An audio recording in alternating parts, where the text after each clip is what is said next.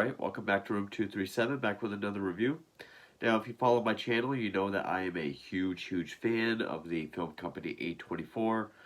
Uh, I've seen a lot of their horror films. They are my favorite company. They were my favorite company for modern horror films, but now I'm checking out things outside of horror, kind of close. Thrillers, crime thrillers, psychological dramas, and just checking some stuff out outside of horror. And I went to their whole catalog and made a complete wish list of ones I'm going to be tackling. So I'm already aware of everything by A24. And this is one I actually had not heard of. This came out in 2015. Uh, I actually saw it as a trailer for, I think when I did Green Room, I saw a trailer for it on there. But it we've seen horror movies with this premise, but this takes more of like a drama thriller approach to it, and probably the most realistic way that I've seen. It's a post apocalyptic film, survivalist film. Stars uh, Ellen Page. This is when she was Ellen, and Evan Rachel Wood, and that is Into the Forest. Sorry about that glare. Now, I'm kind of hesitant to call it an A24 film because this wasn't produced by them. They just acquired the distribution rights and then they put it out. And it does kind of feel different. It does feel different than your typical A24 film, even ones that aren't super artsy and pretentious, as people like to call them. Because this is pretty straightforward. But it does have its, I guess, artsy moments in how it's shot. But yeah, it doesn't quite feel like a full A24 production, but it was still uh, distributed by them. Like A24 doesn't even come up in all the logos before the film. So stars Ellen Page. I'm just going to call her Ellen Page because that's who she was when she made this. Evan Rachel Wood,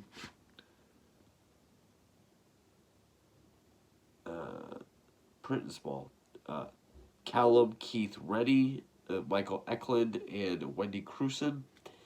And it was directed by Patricia Rozema, who I know has done a lot of television and some documentaries. It's based on a book from 1996 of the same name by Hegland. Gene Hegland. Daniel Grant did the cinematography. Max Richter composed the score.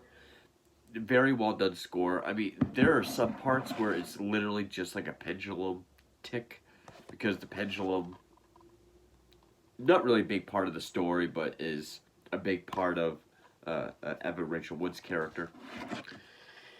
And I think these numbers are backwards, but it says that the budget was 10,000 and it grossed 37,000. I know it only played for a few weeks at very select theaters, but I mean, I guess I could see how the budget could be 10,000 because I mean, this is a very yeah, focused film or very limited film, which I've always been a sucker for. Very limited setting, cast, everything like that, which is why one of my favorite A24 films, which I do need to pick up, is Locke by Tom Hardy, where it's just one guy in a car for the whole film. I love unlimited stuff like that. But yeah, it opens up and it takes place, I think, in the Pacific Northwest. And just one day, power goes out. It doesn't say when it takes place, but it's supposed to be the near future. Where everything's kind of AI. There's sort of a Iron Man who can screen, so like you talk to the computer. Everything's kind of touch screen, and you tell the house to turn lights on or turn music off. So it shows how these two characters are kind of, I guess, kind of dependent on this technology, especially in their own way. Paige is the academic. She needs to study for SATs. Wood is a dancer. She needs the music to practice. She's a very driven dancer. And their dad is kind of the survivalist. I mean, he wants to live off the grid. They have a few animals. They mentioned solar power, but it's not set up. He stores water, stores a bunch of other stuff. And then one day, just power goes out. And it doesn't come out and say how, which I appreciate. You know, this is one of those movies where it doesn't spoon feed you everything. Uh, Paige just kind of hand cranks a radio one day and it says something about a power plant going down, and then other power plants were kind of overwhelmed, and just everything just went to shit. I think it's trying to say something about just how overburdened the world kind of is just with power, and how everything is powered, everything's generated by something that it just kind of gave out. But it doesn't dwell on the cause, which I really appreciate. And it kind of puts us in the film with the characters a bit more if we are kept in the dark about what's going on. Because eventually news and broadcasts give out and the radio is just static.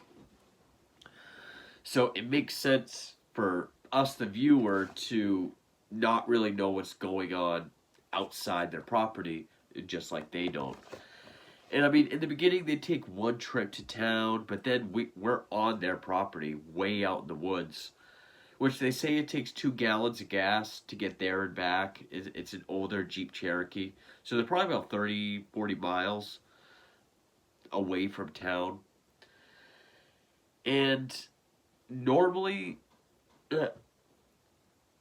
I think what kind of separates this from, you know, makes it a thriller drama instead of a horror film is because normally in a horror film, when you have like a post-apocalyptic film, it's not just the apocalypse that's the horror, that's usually just the setting. It's whatever's within the apocalypse, whether it's a virus or a zombie or some kind of creature or cannibals, or there's something within it that you need to fight for. And that is kind of hinted. I mean, in the beginning, when they've been like a week without power, they go into town and store clerks have rifles and stores are pretty much empty. Which, at that point, I was like, this is kind of like a pre-COVID film. But, yeah.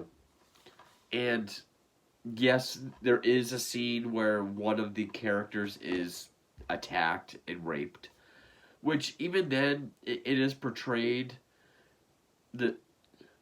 it's portrayed very realistically, and I don't think I've ever seen a rape scene filmed quite like this. It was very different, very stylized. It shows us just enough to know what's going on. I actually thought it was kind of more effective that way. It kind of reminded me of this other A24 film, which was actually produced by A24, and one of my favorite A24 films, definitely in my top 10 horror films by them. It Comes at Night, which near future, post-apocalypse, we really focus on this one family in their home. It doesn't say how long we've been like this or what the cause is or what it is. But with this, the horror is the paranoia. The paranoia of these people they've taken in, the trust. That's really where the horror is. Here, it's more of a progression story where we have these 2 girls who were fairly dependent on technology and just their sort of, I don't really want to say regression, but their arc to becoming fully self-sufficient, how to live off the land, how to survive in the forest, essentially. That's basically what the movie is. Paige reads all these books about what plants and berries that you can eat. When they realize that they got to get meat, she looks up how to skin clean boar.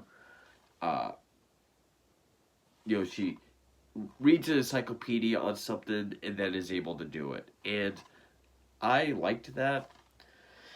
Like I said, it's probably the most realistic portrayal of something going down and people being cooped up, having to survive. There aren't all these threats constantly coming after them, like looters or cannibals or anything like that. It's just one other character that we've seen before who's kind of sketchy. He shows up for gas and ends up assaulting Wood. Anyway, uh, the rest of this video is going to be spoilers, but I will say, if you go into it, because the trailer did kind of make it seem like it was going to be more of a horror film, and it's definitely more of a thriller, but it's beautifully shot. It's shot very well. The score is very well done. Even its artsier moments, like especially the end, the very end, a lot of the music is this very classical operatic kind of score. Very pleasant sounding. It really is just kind of how we go from being super dependent on modern or advanced technology to learning how to live as primitive as possible. That's really what. And I don't know if the house falling apart is just the more self sufficient they become, the more dilapidated the house gets. I don't know if that's some kind of symbolism, like that's to say where normal people would fall apart, where they're getting stronger, or the more sufficient they get, the more they don't need their home or something. And yeah, I know the ending is kind of divisive with some people.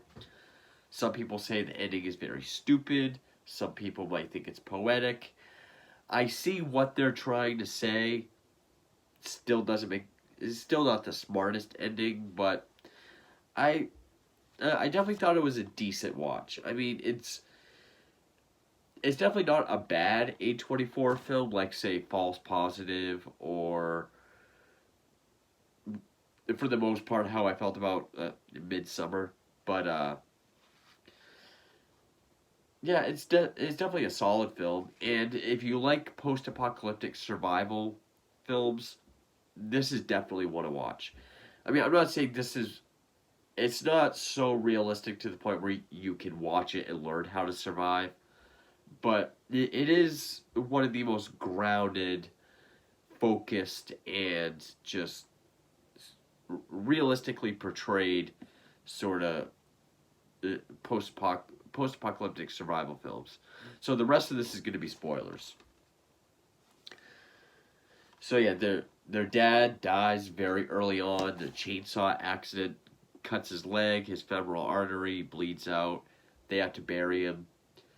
And we get little timestamps, like 6 months without power, 10, 15 months without power. And we do see the arc of just how independent they become from technology. At first it's Evan Rachel Wood just wants to use a little bit of gas for the generator just so she can hear music, dance to music instead of just a pendulum, watch home movies so they can see their parents again. She's very, Paige is very, no, we need it for emergencies. That's sort of earlier on, but then it gets to the point where after she's assaulted, Paige goes to give her not just an aspirin, but the last aspirin. And at that point, Wood is like, no, save it. We need to save it for an emergency. And even something like aspirin, which isn't really a necessity, that just shows that they're in the mindset of anything that is rationed needs to be for utmost absolute uh, urgent times, like complete emergencies. But Paige tells her, like, you were just sexually assaulted, you need to take this. It does kind of foreshadow the idea of having a kid, and I'm sure some people will say it's similar to A Quiet Place, even though this came out before A Quiet Place, just because it's post-apocalyptic and a baby is born. I think the message is a lot different between this and A Quiet Place. Quiet Place, it's a metaphor for bringing a child into just a world of madness. You know, a terrifying world. Or the fear that parents can have bringing their kids in. Whereas here, I think it's just meant to be just another sort of hurdle in trying to survive. It foreshadows it because Paige's boyfriend shows up. They have sex. Wood isn't really a fan of him. She says, he needs to go because food, and you can't get pregnant. She doesn't. But then she gets assaulted. She does get pregnant, and she doesn't look very healthy at all. That's when Paige decides. Well, she even looks up like how to do an abortion because in her mind it's a product of rape. There's no way to give birth or take care of a baby in these conditions, but Wood wants it. And there is kind of a conversation or a debate on a child being a product of rape and a child being a child, and sort of the moral standpoint of abortion and keeping it. And it doesn't feel forced. It doesn't feel, shoved in your face.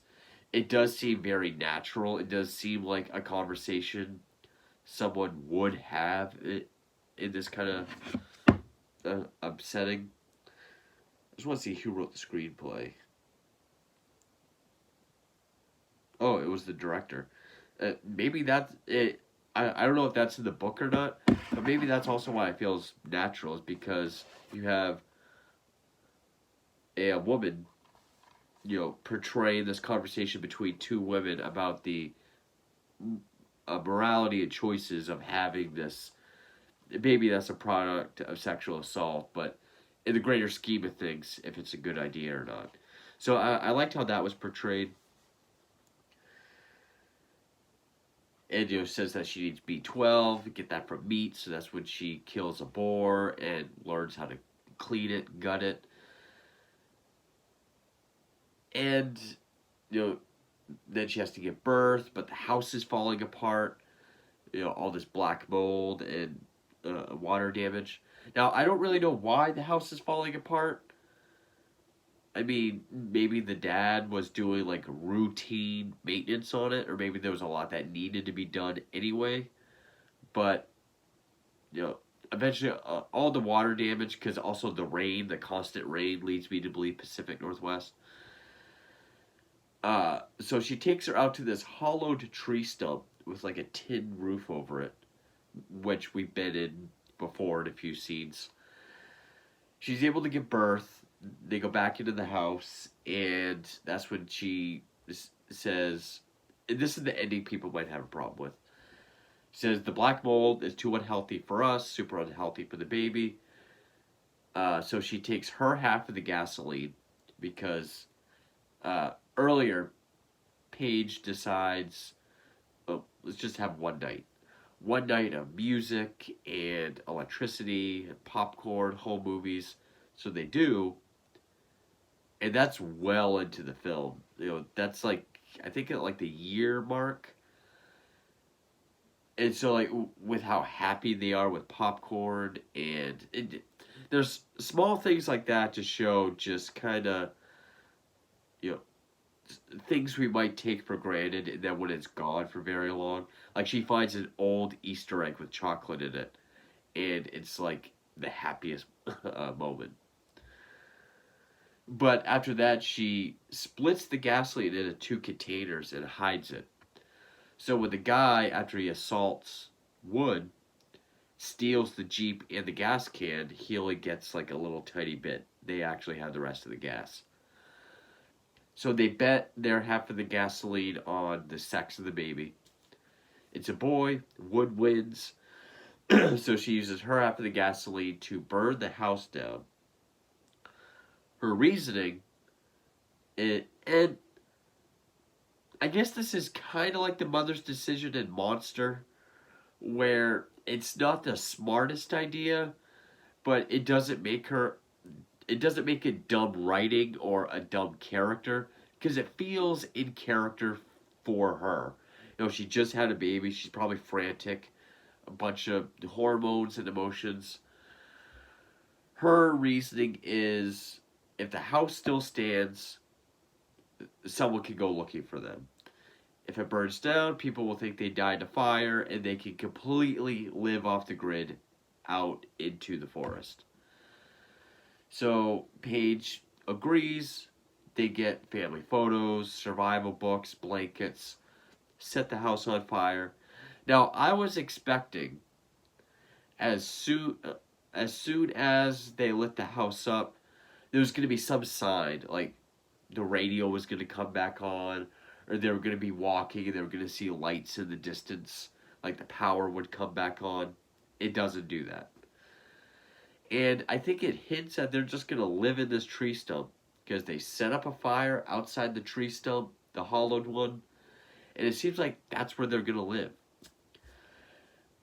I know what they're saying is that we've gone from this house, like with this super smart AI technology that these characters lived off of, to eventually burning down the house, burning down this sort of foundation of whatever, and now living into the forest. Their new home is the forest, the thing that has everything. Where there's berries, plants, and animals. Food isn't in a cabinet or a pantry, it's just outside. So I guess it's just to show that arc, how we've gone from one extreme to the other. Does it make sense? Logically, not really. I mean, they could have just cut down the black mold, you know, closed it off and lived in another section of the house. In fact, I think Wood's room was like a separate portion of the house. But, in any case, I get what they're trying to say. It does make sense for the film, I guess, to just show how far that the progression in that arc has come. But, I still thought it was a very solid film. I mean, it wasn't as bleak as, say, something like The Road, because they are kind of building towards something. It is this uh, progressing story of survival. Things are getting better, even when things are getting worse. But I still liked it. It still told a good story, and as a film, I would say I liked this more. I liked it. It was more atmospheric. The atmosphere, the paranoia is what made this film work. This was just more of like a realistic survival story. But I also like how it didn't feel the need to spoon feed everything, tell us exactly who, what, when, where, why the power went out. It just happens. It just happened, and I appreciated that. I liked how it was just very focused. It didn't need us, whenever they say they've heard that there's power in Boston or whatever, they say it's rumors, because anyone in this position, that's all they would hear is rumors. There's no news, there's no broadcast. So the fact that we know as much as these characters really puts us in that setting even more. The atmosphere was still strong. I mean, you definitely felt the isolation. Oh, I didn't even talk about how the assault was shot. I mentioned that it was stylish and different.